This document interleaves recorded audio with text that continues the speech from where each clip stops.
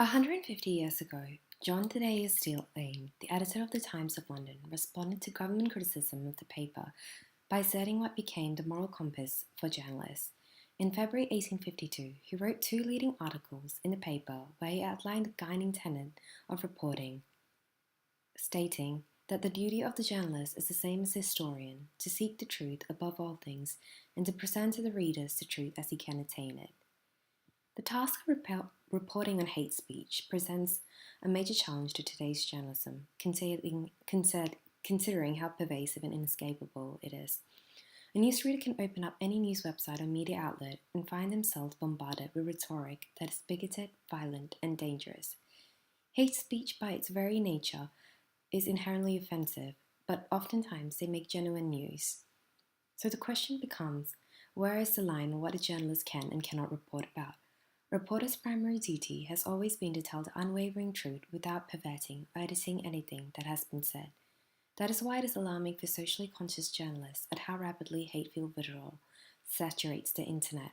The role of how a journalist's own work may sometimes unintentionally invite bigoted speech is a dilemma that has not been delved into in comparison to other ethical problems. There are, of course, media outlets who act as cheerleaders to such people and seek to amplify their words, but the focus should equally be on how callous reporting can lead to well-meaning journalists serving as mouthpieces to dangerous ideologies. An increasing number of attacks on immigrants and other minorities recently has raised new concerns about the connection between inflammatory speech and violence. There are many cases of genocide and crimes against humanity that have often stemmed from hateful politics being amplified in the media. We contend a precedent set in Nuremberg and Rwanda. The Nuremberg trials in post-Nazi Germany convicted the publisher of the newspaper, Der Stürmer.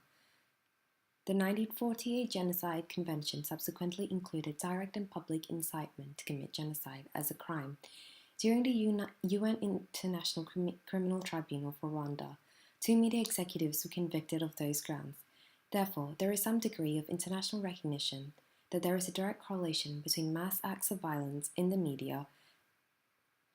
At the most extreme, hate speech has contributed to violence ranging from lynching to ethnic cleansing. Legal limits should not only be the boundary of professional conduct in journalism when it comes to reporting hate speech. Several principles that journalists abide by are not imposed by the law, but yet are adopted by them simply because it's the right thing to do. Likewise, journalists need to develop a way to report hate speech without the risk of serious harm being promoted. Because the hate speech, more often than not, is not rooted in facts, but rather it seeks to stoke nationalistic, populistic sentiments that often lead to violence and bloodshed, and in the most severe cases, war and genocide. The primary journalistic duty is to tell the truth, and when there isn't much truth to report about, a critical eye should always be shone on the agents of hatred.